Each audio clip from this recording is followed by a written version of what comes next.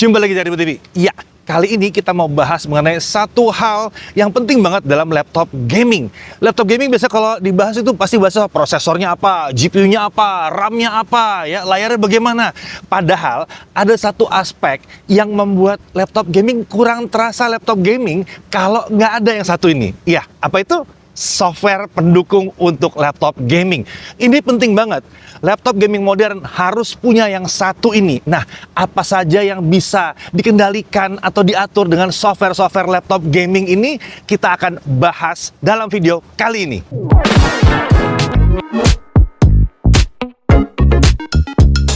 Oke, dibandingkan dengan laptop tipis dan ringan yang biasa, software pengaturan performa pada laptop gaming serius itu jauh lebih lengkap ya. Karena di software ini terdapat berbagai macam fitur khas yang biasanya hanya ada di laptop gaming. Contohnya di software Omen Gaming Hub pada laptop HP Omen Max 16 yang satu ini. Di sini kita bisa melakukan monitoring hardware seperti suhu CPU dan GPU, clock CPU dan GPU, penggunaan RAM, dan lain-lain. Software pada laptop gaming juga memiliki beberapa pengaturan mode performa yang dapat kita pilih sesuai dengan pekerjaan yang kita lakukan. Nah, kalau sedang dipakai di ruangan hening seperti perpustakaan misalnya, kita bisa atur ke mode eco supaya kipasnya nggak jadi berisik. Kalau mau dipakai buat main game atau kerja berat yang butuh performa kencang banget, kita bisa ubah ke mode performance atau unleashed. Nah, ini lebih kencang lagi nih. Dan pengaturan performa ini efeknya sangat signifikan. Contohnya saat kita jalankan Cinebench R23 Stability Test. Di mode balance, skor yang dapat dipertahankan itu hanya di kisaran 25 ribuan poin.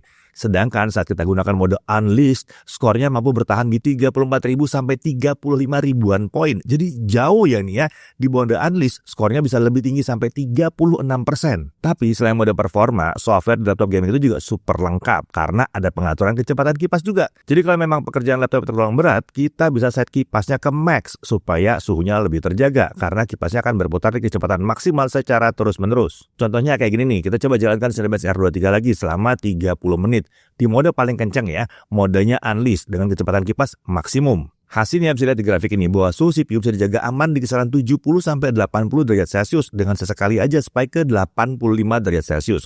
Untuk performa sekencang ini luar biasa adem sih. Oke, masih bicara soal kipas. Selain mode kecepatan otomatis dan maksimal, biasanya kita bisa mengatur kecepatan kipas secara manual berdasarkan suhu dari CPU dan GPU-nya. Hampir di semua laptop, mode pengaturannya akan seperti ini ya. Di sini kita bisa lihat grafik suhu versus kecepatan kipas. Misal kita mau atur kecepatan kipas agar berputar 100% saat suhu menyentuh 75 derajat Celcius. Kita tinggal ubah pengaturan pada grafik ini. Jadi asik ya, tinggal diatur aja mode performanya sesuai dengan kebutuhan kita. Yang kayak gini-gini nih nggak ada di laptop yang non-gaming ya. Ini spesial di laptop gaming. Nah, kalau di laptop gaming kelas atas seperti Omen Max 16 yang satu ini, pengaturannya bisa jauh lebih lengkap dan detail lagi. Di sini kita bisa menemukan mode Unleashed yang membuka berbagai pengaturan lanjutan lagi, seperti PL1, PL2, PL4, pengaturan nilai ACC Max prosesor, Smart Performance Gain, Maximum Battery Drain, dan Chassis Temperature Limit. Nah, ini menarik karena ada pengaturan batas suhu chassis atau batas suhu permukaan laptop. Di sini suhu permukaan dimonitoring dengan menggunakan infrared thermopile sensor. Jadi saat kita sudah atur nilai chassis temperature limit di sini, laptopnya akan menjaga agar suhu permukaan tidak melebihi suhu di sini, sekencang apapun performa CPU dan GPU-nya. Ini beneran lengkap dan detail ya mode performanya, bahkan bisa bikin bingung nih saking banyaknya opsi yang tersedia di software yang satu ini. Tapi kalau bingung tenang, karena kebanyakan laptop gaming modern yang kelas atas itu udah banyak yang pinter. Jadi, udah pada bisa secara otomatis mengubah mode performanya ke mode paling kencang yang cocok buat gaming saat kita menjalankan game. Makin terasa seamless gitu karena nggak perlu ganti-ganti mode performa secara manual. Nah, kalau kalian tipe yang suka ngulik, di beberapa laptop gaming kelas atas sudah ada fitur overclocking bahkan.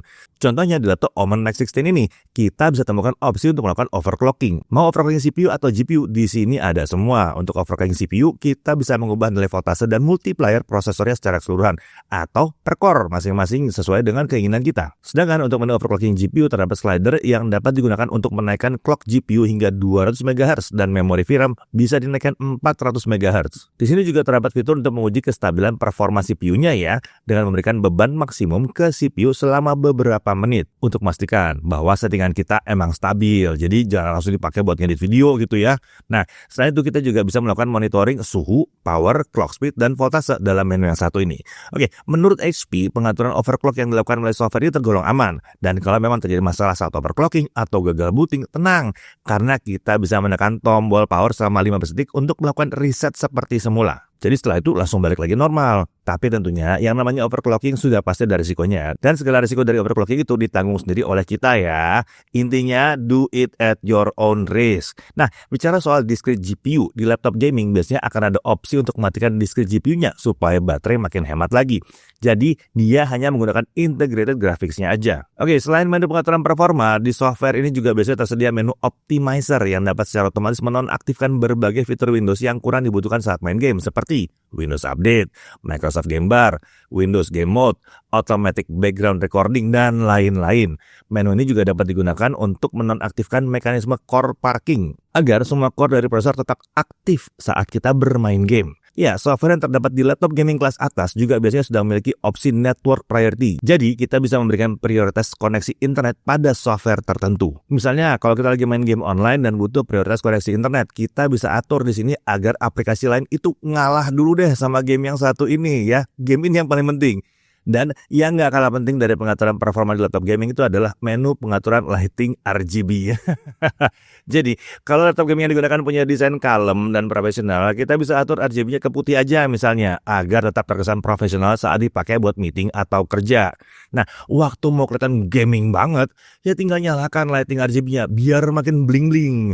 Untuk lighting sendiri ada beberapa jenis ya, ada 1 zona warna, 3 zona warna, 4 zona warna, hingga yang perky RGB seperti yang ada di laptop Omen Max 16 yang satu ini. Ya, jadi bagaimana? Sudah paham kan bahwa software pendukung dalam sebuah laptop gaming itu luar biasa pentingnya, ya?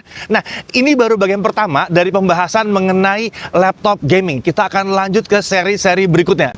Jadi, jangan lupa dipantengin terus di sini, ya? Oke, saya Didi Irfan, jaga Dibu TV.